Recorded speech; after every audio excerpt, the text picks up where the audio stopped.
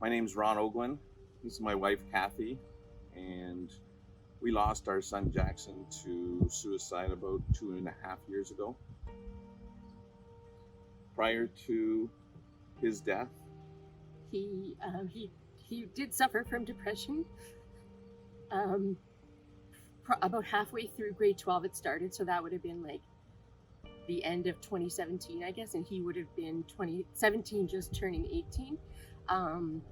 And he didn't tell us at first. He actually had an appointment at the teen health center that he made for himself one day, and he was on his way there. He told me, he said, "Mom, I have to tell you something. I have an appointment now, but I'll tell you when I get back." And that's when he told me. And I was surprised, but also very thankful that he took that step and he went and got himself help. So right from the beginning, he was very interested in helping himself and like getting over depression if you can get over it, or getting help anyway.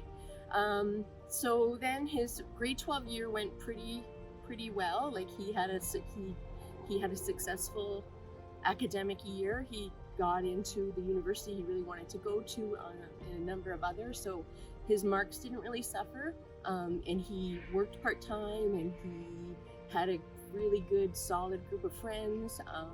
He had dated during that time. So really, it didn't come across that he was really anything was wrong, right?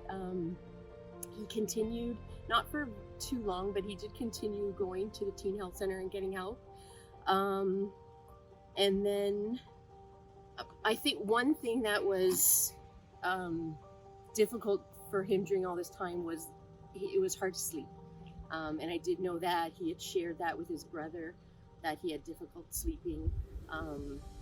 would stay in his room, and the door was closed, and didn't come out, for a few periods where he would just stay in his room. That's one of the big things that I noticed. But I just thought that was just regular teenage issues, right? And not to the severity that it actually was.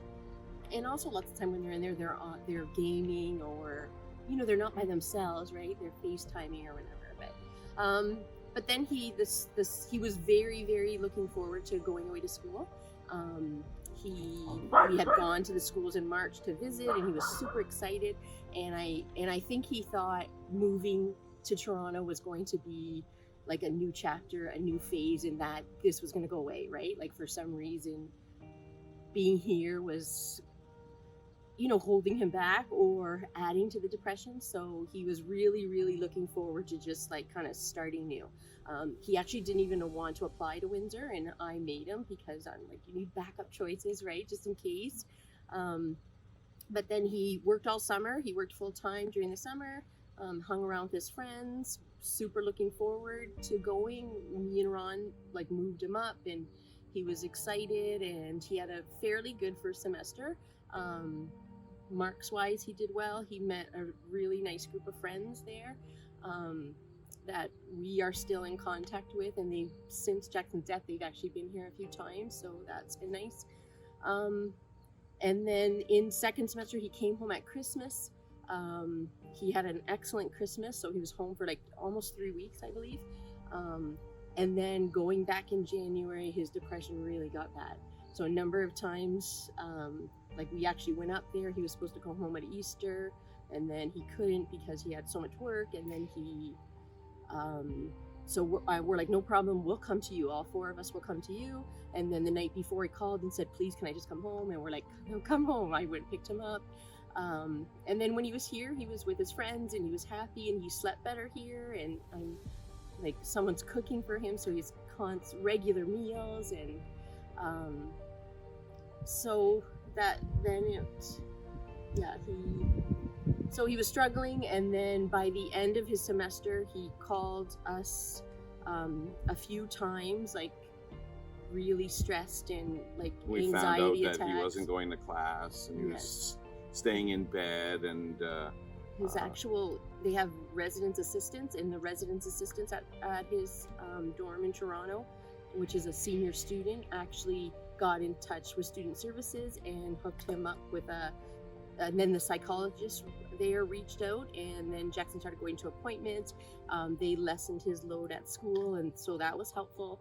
But it just got to the point where he missed a exam and wasn't going to class, and couldn't get out of bed. Like that was the biggest thing that I noticed. He just couldn't get himself up in the morning, or and just stayed in that depression. So looking back, what do we got him help. He saw many doctors. We did get him on some medication right near the end, and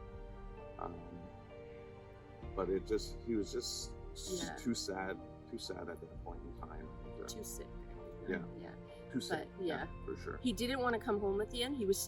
Physics was going to be his major in his second year, and he was still in physics and actually ended up with a very good mark. But he did not want to come home, because we're like, just come home, right? But he didn't want to come home. He wanted to finish his year, so he did that. And then he came home, and right away he was sleeping better and he felt better. And then he had a few panic attacks, and he called the suicide hotline one day, and that's when we had learned. After that that was his second attempt, which I was clueless. Like, I didn't know that. And then 2 weeks later, he had his final attempt. So, and the biggest thing that I look back is, of course, you want to do whatever is best, whatever you can do to help your kids, but you never think it's going to be that bad, right? Like, of course, you're depressed, but I just always thought he's going through regular 18-year-old issues, right? Away from home, new school, difficult program. I never ever believed it was that deep, and that's the biggest thing that I want people to realize is, take everything, and you just never know, right? Like, that's my biggest thing. I wish I would have realized how dark it was for him. Yeah. And we did ask him, and he couldn't express it. His brothers asked him, and he couldn't put into words how he was really feeling. But he was very proactive. Like he had saw a psychiatrist, and he was seeing a regular psychologist. Once he got home, we connected, because he left his Toronto one, so we connected with someone here it was going really well. He started the keto diet because he had heard on a podcast that changing your diet and less carbs might make you a little happier, has helped people with depression. So the two of them started doing that. He just wanted to be happy. He said, I just want to be happy. I just want to be happy. And he was actually a really smart kid, and he was doing everything he could to be happy, but he lost his battle with mental health, right? Yeah. So what we've been doing is we're trying to do things like this, just to get awareness out there, right? It can happen. The mental health issue is so prevalent out there, and people don't realize, and we just want to get the word out that, talk to your kids and talk to your friends. And we planned on having a golf tournament this year. We did have to cancel it because of the COVID, but our goal for that was to raise money to pay for the teachers to take the suicide assist course, right? I think the teachers are the ones that see our kids second most to us, and sometimes more than us, and they need to be aware of signs and things that kids are going through, and then they need to be aware of what to do and what to say, right? So that's pretty important to us. So our goal is to raise enough money to pay for any teacher that needs or that wants to take that course. We have these green bracelets in Jackson's honor, and we've been selling those and raising money and donating to Canadian Mental Health, the Teen Health Center. Yeah. So and now it'll go, like we started a memorial fund for Jackson that the golf money will go towards and the bracelet money and just to wear them and see them. Yeah. It's just nice to look down and, think of him. And how it's been affecting our family. It's been hard. Yeah. A piece is missing. We think of him every single day. People look at us and they see us laughing and whatnot, but that's just, you know what I mean? You just got to go on with your day, but it's painful every minute of the day that, we're just doing our best to take care of our other two boys as well, right? Our boys say we just got to keep moving forward. They deserve parents that are there for them. And so we've been, very much trying to keep things keep as going normal, forward and keep talking. We talk about Jackson all the time. It's not a difficult thing to bring his name up, right? He was born in this house, so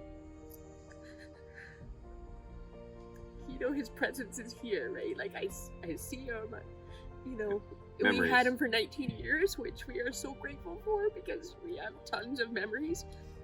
We have tons of pictures, right? This digital age where his friends and firstborn too. Firstborn, but also you have phones. So there's pictures. Every moment is recorded. Someone just sent us a recording of him playing the piano. So just him in his last year playing the piano, which was so nice, just to hear him.